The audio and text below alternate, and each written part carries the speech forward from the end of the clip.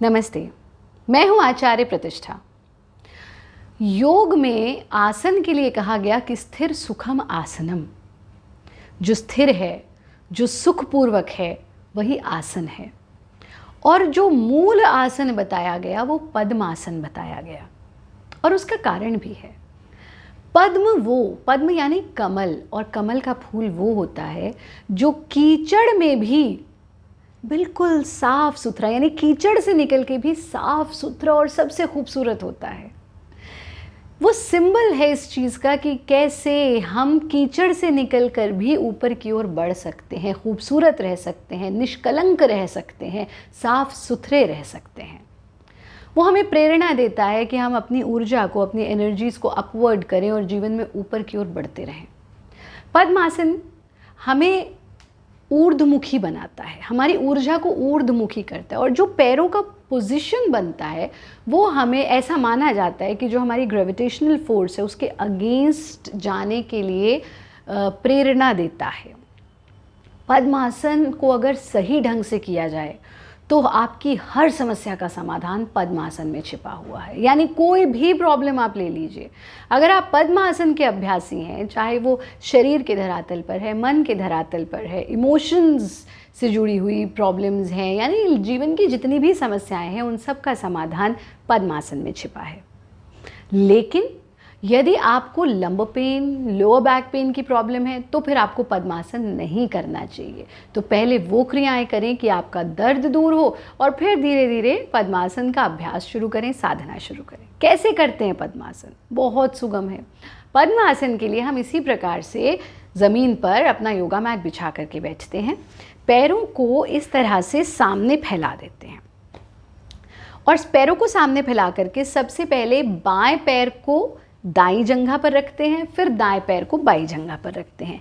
यानी इस तरह से पहले बाएं पैर को दाईं जंघा पर रख दिया और फिर दाएं पैर को बाईं जंघा पर रख दिया।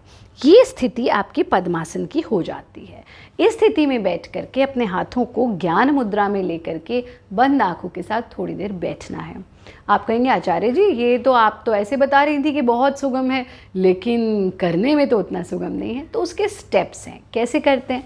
सबसे पहले अगर आपको पद्मासन का अभ्यास करना है तो आप तितली आसन का अभ्यास करें। यानी कि इस स्थिति में आप अपने पैरों को अपने ही हाथों से पकड़ करके नज़दीक लाएंगे और जितना हो सके अपने पैरों को अप डाउन मूवमेंट दें, जिससे आपकी थाई मसल्स खुल जाएं। ये पहला काम करें।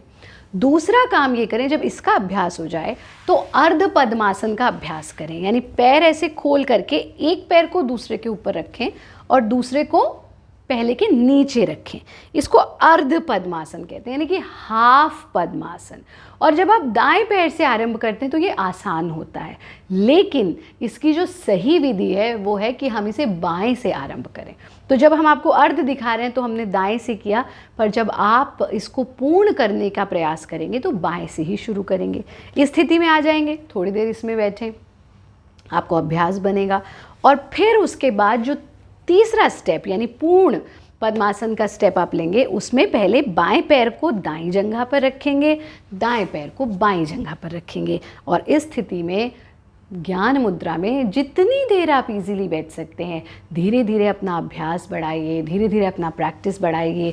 फिर इस तरह से पैरों को खोल देंगे, हाथों को पीछे टिका देंगे, गर्दन को भी ढीला छोड़ देंगे।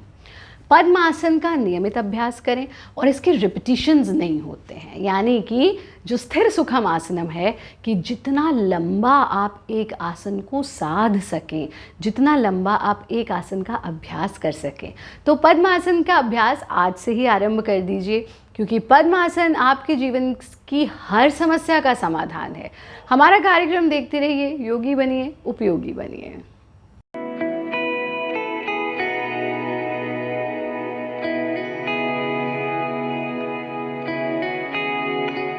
Presenting V News app, available on Google Play and App Store. Download it now.